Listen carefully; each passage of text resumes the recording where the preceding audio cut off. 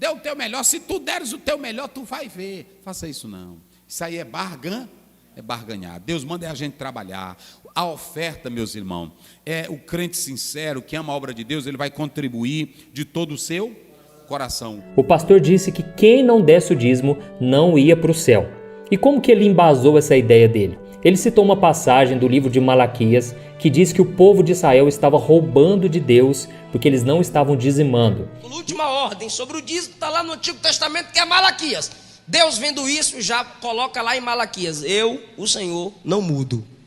Algumas pessoas não consideram relevante a ideia de dar 10% de tudo que se ganha para uma instituição como a igreja. Já outras pessoas já consideram extremamente importante a prática do dízimo. E no vídeo de hoje eu quero trazer esse tema muito polêmico: dízimos e ofertas. Eu vou estar trazendo para vocês a opinião de 3 pastores aqui no nosso canal. A opinião do pastor Osiel Gomes, da Assembleia de Deus, a opinião do pastor Eliseu Rodrigues, também da Assembleia de Deus, e a opinião do pastor Antônio Júnior. O pastor Antônio Júnior faz parte da Igreja Evangélica Metodista. Eu quero que você fique comigo até o final desse vídeo e aqui você coloca também a sua opinião nos comentários. Não se esqueça de se inscrever aqui no nosso canal, deixar o seu like e compartilhar essa informação sobre dízimos e ofertas no Novo Testamento. Que Deus te abençoe, fique na paz do Senhor Jesus e até o nosso próximo vídeo, se Deus quiser.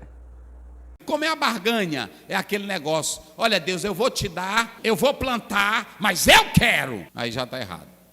Tem muitos que pegam a Bíblia, eu tenho assim tristeza. Às vezes tem pessoas que pegam o texto do capítulo 1 de 1 Samuel, que a Ana diz assim: olha Senhor, se tu me deres um filho, eu vou te dedicar, eu vou dedicar na tua obra. Irmãos, aí eles pegam isso e dizem: dê o teu melhor, dê o teu melhor, se tu deres o teu melhor, tu vai ver. Faça isso não, isso aí é barganhar. Deus manda a gente trabalhar.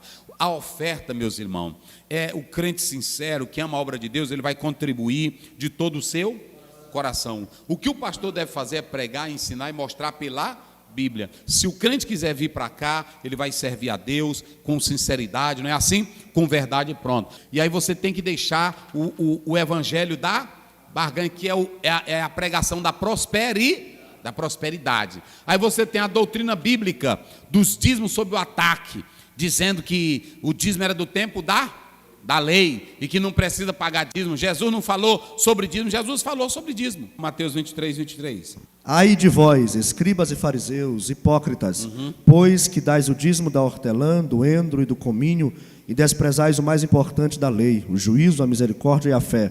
Deveis, pois, fazer essas coisas. Deveis, pois, fazer essas coisas. Que coisas? O dízimo do endro, do cominho e do hortelã. O que eles deviam fazer? Dar o quê? Continuar dando os dízimos. Não era assim que Jesus está dizendo? Sem omitir? Sem omitir aquelas. É porque eles estavam pensando, é aquele que ensina: se tu der o dízimo, tu não adoece. Olha, a igreja, sabe quem é que dá mais dízimo na igreja? São as pessoas pobres, são as pessoas carentes, são as pessoas necessitadas. E eu vou falar isso daqui a pouco, que é algo muito sério. São essas pessoas que dizimam, não são elas? Então, alguém diz assim: pastor, e a igreja hoje deve pagar dízimo? Alguém diz: não, porque a igreja não vive debaixo da lei. Isso só foi para os... Está errado. Nós não devolvemos dízimo pela lei arônica. Nós devolvemos dízimos pela lei do sacerdócio e da ordem de Melquisedeque. Por que o escritor aos Hebreus não pegou Levítico para explicar por que ele pegou foi o Melquisedeque? Porque Levítico tem um período e ele apontou para o natural. Antes de tudo, eu coloquei aqui que é muito importante nós não dizimamos só por causa da lei levítica. Tem um princípio da lei levítica. E Paulo falou da lei levítica, ele até usou como princípio. Ele diz assim: olha, quem é que vai para a guerra à sua própria custa, né? Quem é que, ele diz, quem prega o evangelho vive, o que serve ao altar vive não atarás a boca do boi. Tudo era princípio, que era coisa que estava na lei judaica e ele usou como princípio. Então, você tem que ter todo cuidado com isso, ok? A igreja deve ser comprometida com o só se e usar o dízimo também para os Tem irmão que diz assim: não dê dízimo na igreja, dê para os pobres. E é para dar mesmo dízimo para os pobres.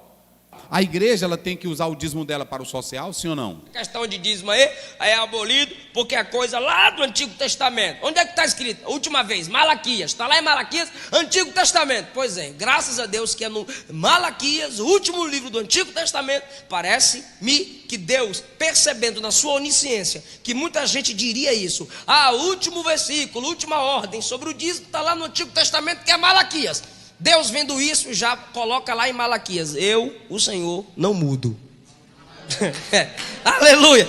Então, se vai tirar o dízimo do evangelho, da igreja, dos nossos costumes, para manutenção da obra, manutenção dos obreiros, cuidar dos pobres, dos necessitados, se vai tirar, se vai anular, porque é do Antigo Testamento, então peraí, se é para tropeçar em uma, já tropeçou em tudo.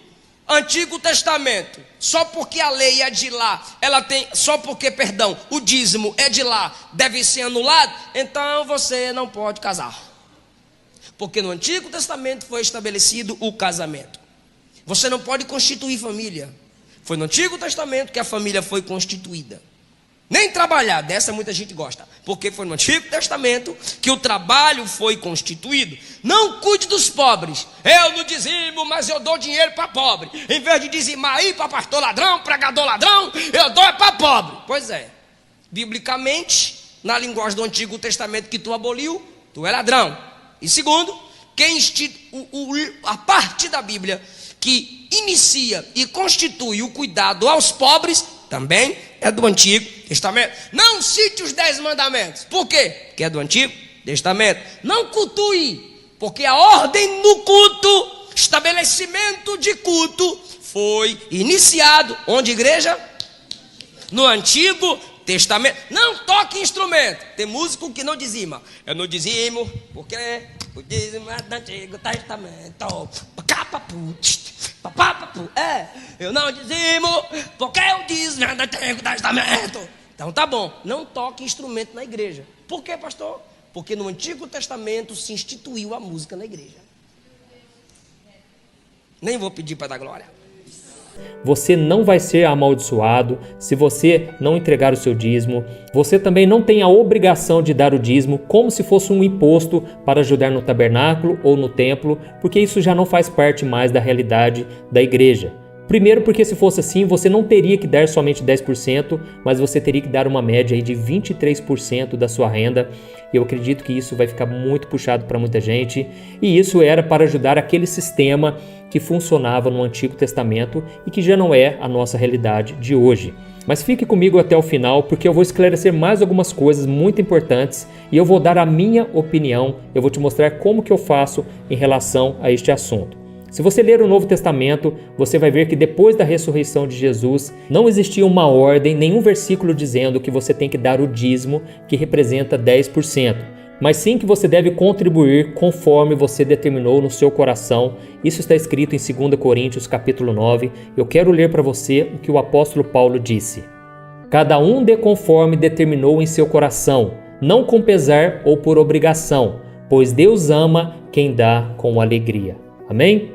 Olha isso, irmãos. Os apóstolos entendiam que na nova aliança, os cristãos deveriam viver baseados na generosidade e não em uma obrigação, como se fosse um pagamento de imposto. Assim como Abraão, que quando deu dízimo para Melquisedeque, ele não fez por causa de uma lei ou de uma imposição, mas como forma de honrar e agradecer ao Senhor. Deus ama quem dá com alegria e não quem faz por obrigação ou com medo de ser amaldiçoado. Então o cristão verdadeiro, ele deve ser conhecido pelo seu amor, pela sua generosidade, pela sua fé, pela sua obediência, porque ele reconhece que Deus é o seu provedor e com isso ele tem o desejo de ajudar a obra de Deus, de ver o reino de Deus avançando, alcançando mais pessoas através do evangelismo e de ações sociais. E na igreja de Corinto, por exemplo, o apóstolo Paulo disse que os cristãos deveriam separar uma parte dos seus ganhos para ajudar a igreja. Eu mesmo, irmãos, eu fui muito abençoado quando eu comecei a dar o dízimo como uma forma de agradecer a Deus por suprir as minhas necessidades. Foi uma decisão que eu tomei junto com a minha esposa, me sinto muito bem com isso. Eu sei que muitas pessoas talvez possam criticar, mas eu louvo a Deus pela oportunidade, pelo privilégio de eu poder ajudar a obra de Deus com os meus 10%.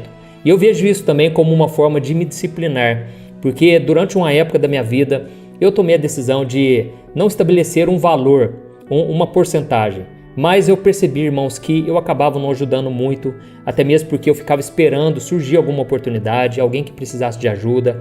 Foi uma época que eu estava morando fora e eu não estava frequentando uma igreja.